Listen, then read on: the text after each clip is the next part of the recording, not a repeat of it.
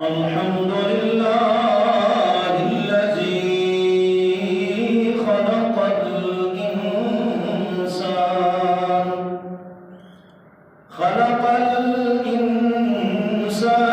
وعلمه البيان وأنعم علينا بأنواع النعم واللطائف الإحسان والصلاة والسلام على نبي الرحمن وعلى آله وأصحابه وأزواجه وآل بيته وآل سنته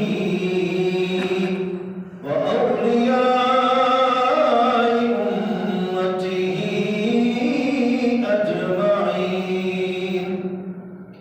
أما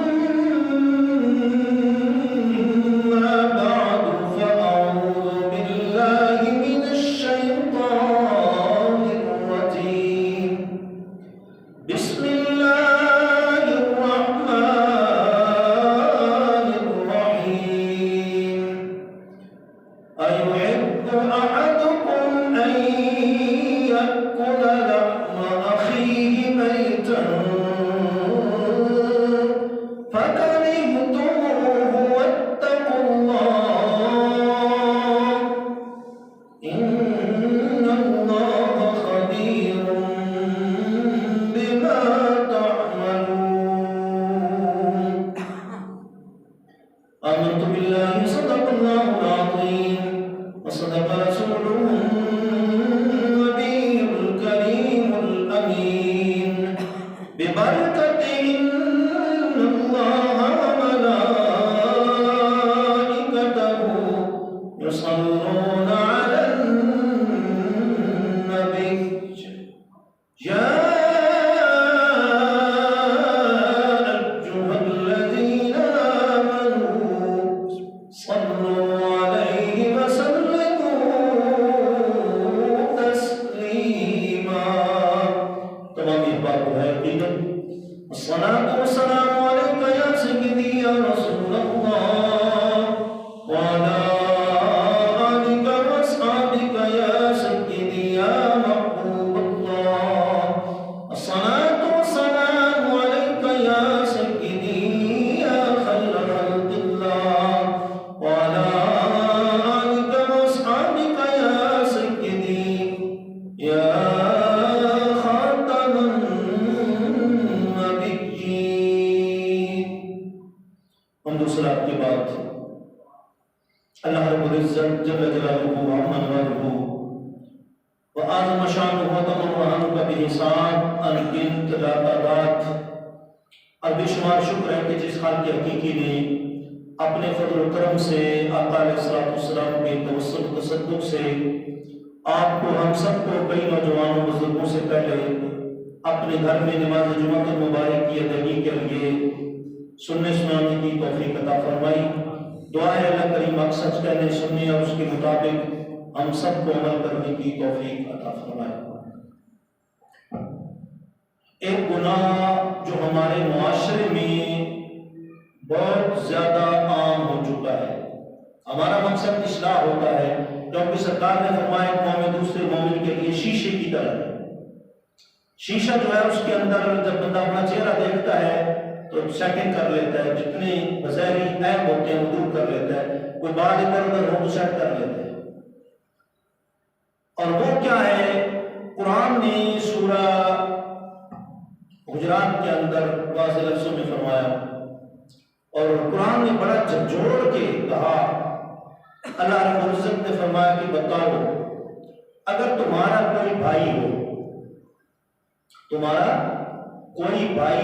اور وہ مر جائے, اس کی ڈیتھ ہو جائے, موت واقع ہو جائے, فرمایا وہ مردار اب ہو گیا تمہارے سامنے ہے, اب اگر تم میں سے کسی ایک کو کہا جائے کہ تم اس کا گوشت کھاؤ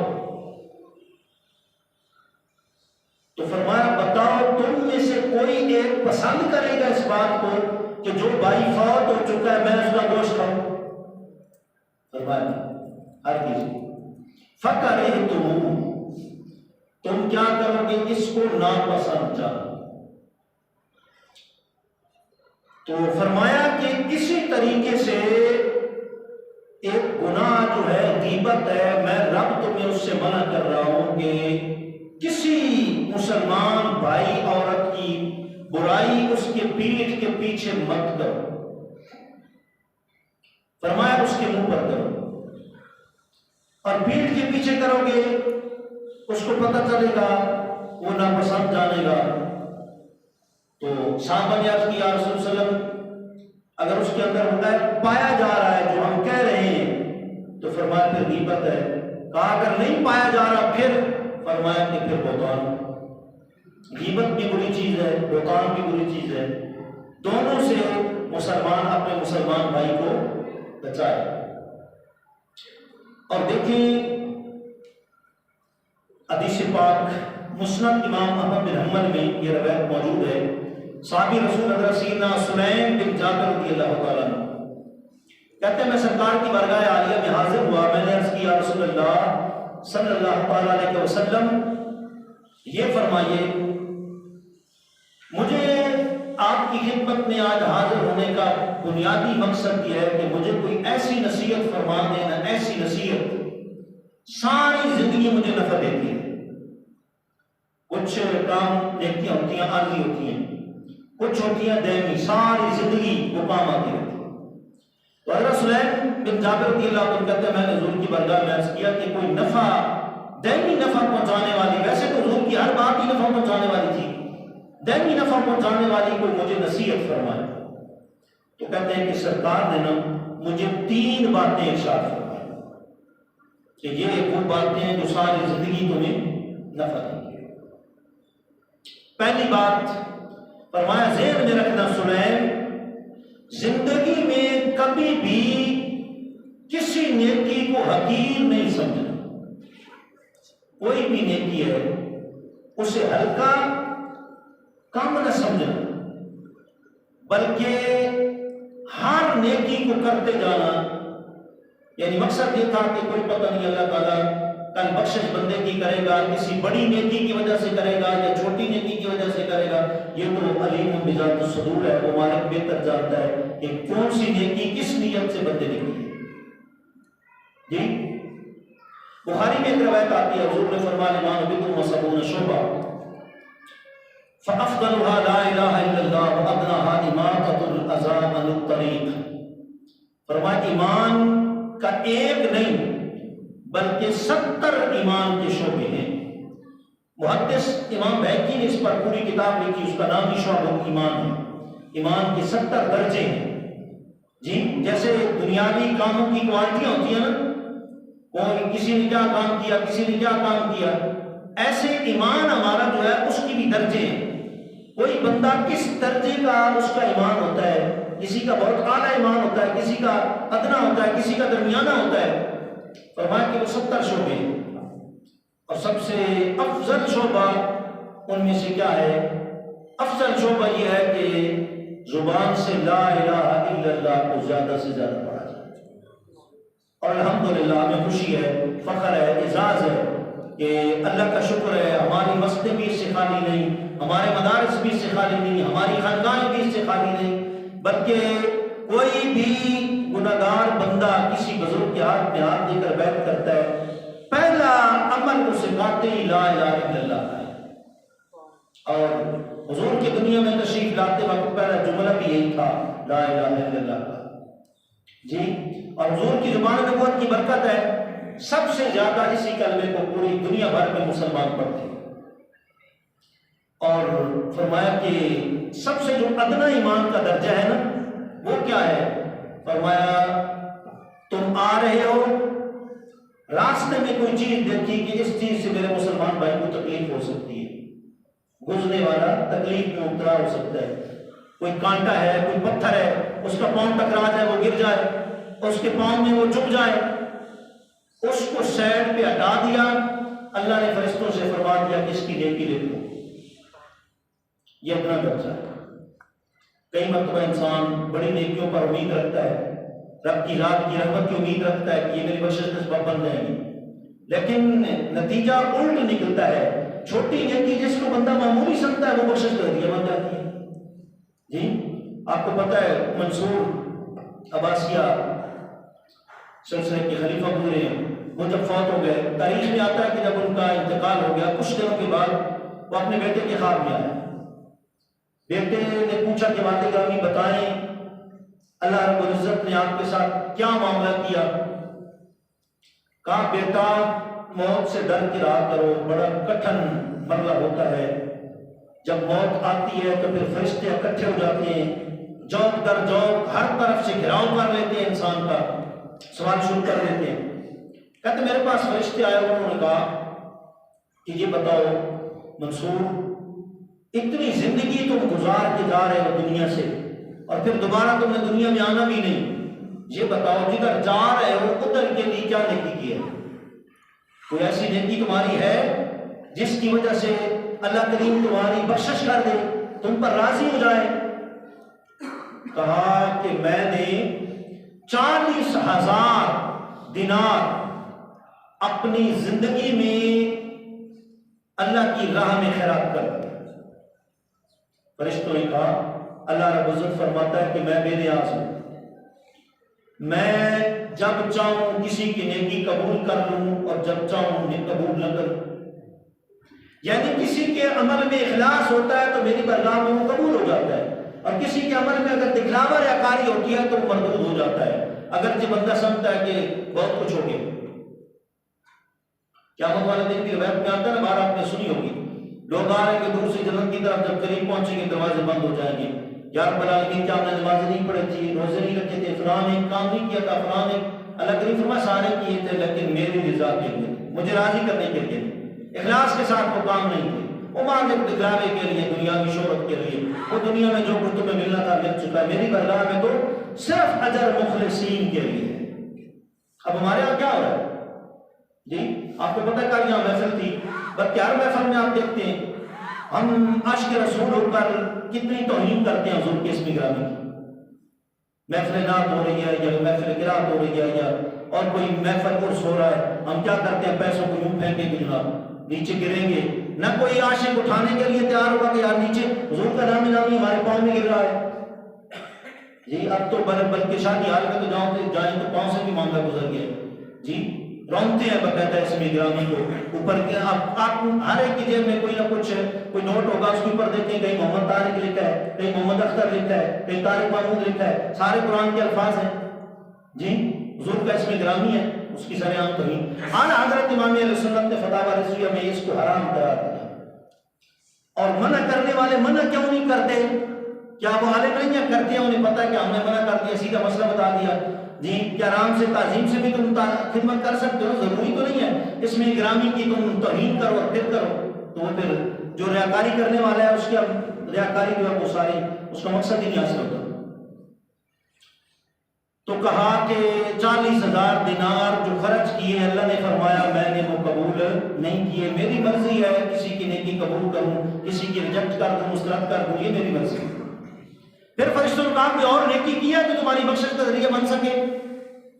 تو میں نے کہا 40 سال رائے الہی میں جہاد کیا، اللہ کے دشمنوں کے خلاف جہاد کیا، کہا اللہ کریم فرماتا ہے وہ بھی میں نے قبول نہیں کیا۔ اب فرشتوں نے کہا کہ اور نیکی کی ہے جو تمہاری بخشش کا ذریعہ بن سکے؟ تو بس میں شبن میں پڑ گیا۔ تو فرشتوں نے کہا کہ ایک نیکی تمہاری ایسی ہے جس کو تم بڑا حقیر سمجھتے تھے، بڑی ہلکی سمجھتے تھے، لیکن اس کے اندر اخلاص بڑا تھا، اللہ نے اخلاص کی وجہ سے تمہاری اس نیکی کے سبب بخشش کر دی۔ اور وہ نیکی کیا ہے؟ تم آ رہے ہوتے تھے راستے میں دیکھتے کانٹے پڑے ہوتے، پتھر پڑے ہوتے، آتے جاتے کوئی نہ کوئی چیز تم راستے سے ہٹاتے تھے، اللہ تعالیٰ کو یہ عمل پسند آ گیا، اللہ نے تمہاری بخشش کا سامان بنا دیا جی۔ اس لیے حضرت سلیم کہتے ہیں کہ حضور نے مجھے پہلی بات فرمائی، ساری زندگی یہ بات تمہیں نفع دے گی کہ تم نے کسی نیکی کو حقیر نہیں سمجھنا۔ یعنی حضور کا منشا نبوت یہ تھا، ہر نیکی کا کام چھوٹا ہے بڑا ہے کرتے جاؤ، نتیجہ تو قیامت والے دن نکلے گا، یا تمہاری موت کے وقت یا قبر کے اندر، کہ کون سی نیکی ہے جو اللہ کو پسند آ گئی اس کی وجہ سے وہ رب تم پر مہربان ہو گیا۔ اور دوسری بات حضور نے فرمایا، سلیم کوئی مسلمان بھائی تم سے ملے تو خندہ پیشانی سے ملنا، خندہ پیشانی سے ملنا، یہ بھی نیکی سارے کی ہے۔ ایک طرف یہ فرمان ہے، اور دوسری طرف حضرت فاروق اعظم جب ملتے تھے نا لوگوں کو تو کئی لوگوں سے بڑی نرمی سے اور کئی لوگوں سے بڑی سختی سے۔ کسی نے پوچھا حضور یہ کیا، چہرے پر خوشی ہونی چاہیے، تبسم ہونا چاہیے ملاقات کے وقت؟ فرمایا وہ بے نمازی ہے، پوری نمازیں 5 نہیں پڑھتا، جب کبھی ایک نماز پڑھنے 2 پڑھنے آتا ہے میں اسے مل کے دلال دکھاتا ہوں کہ اللہ اس کو ہدایت دے دے، بھئی امیر المومنین مجھ سے ناراض ہیں تو میں مطلب نماز پڑھ لوں، میں 5 وقت کا نمازی بن جاؤں۔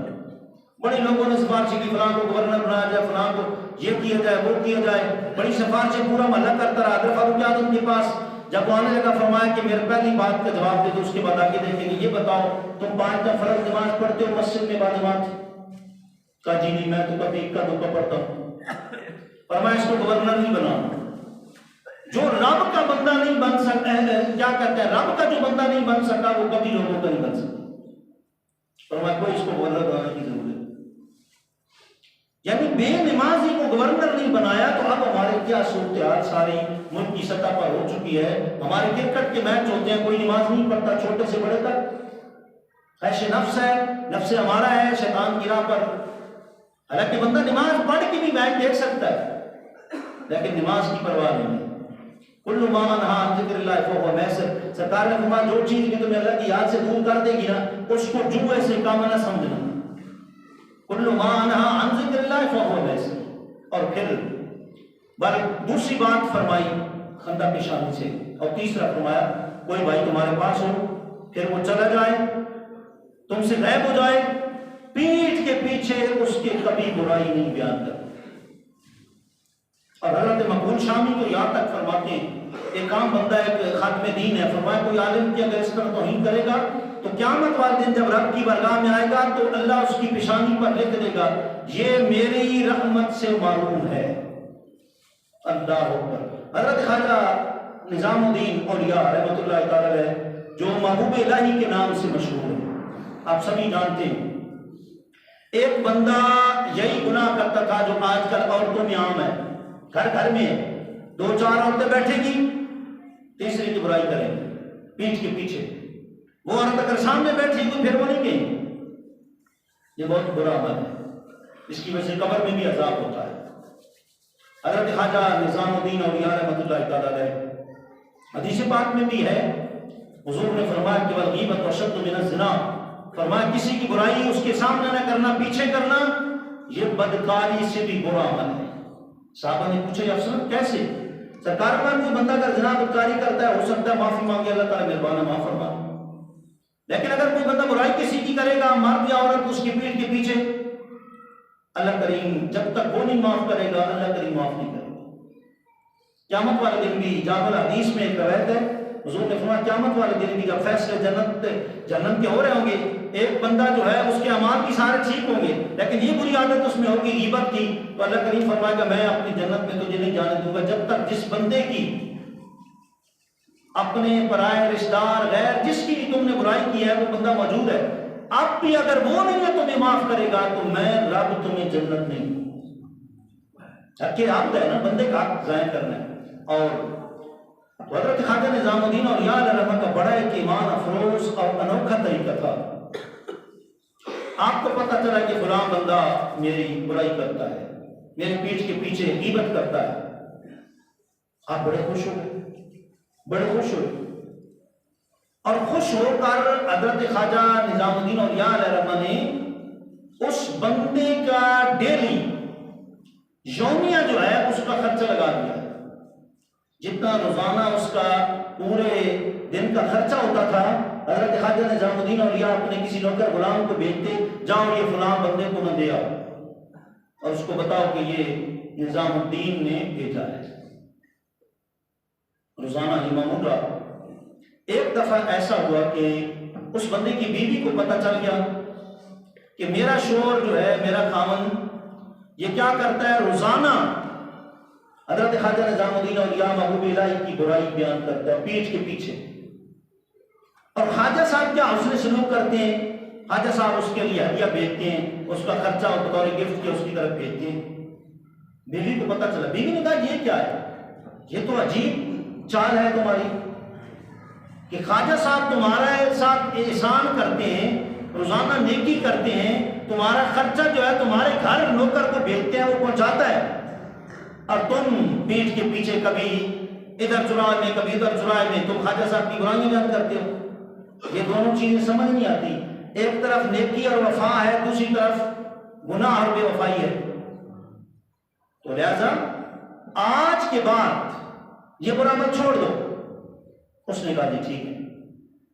اللہ کے ولی خواجہ صاحب تو خواجہ نظام الدین اولیاء محبوب الہی کو تو پتہ ہوتا تھا سارا کچھ۔